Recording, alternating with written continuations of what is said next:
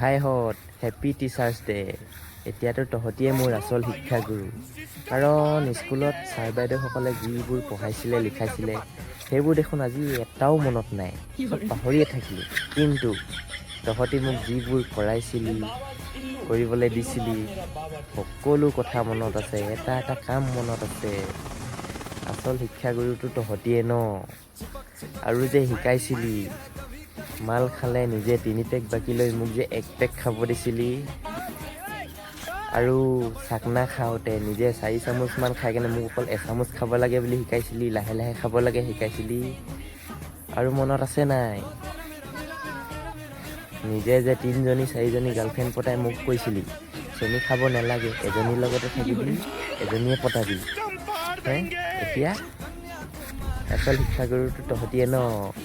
প্ৰতি বাৰে বাৰে শিক্ষাগুৰু টিচাৰ্ছ ডে দিনা তহঁতকেই মই সন্মান দিওঁ।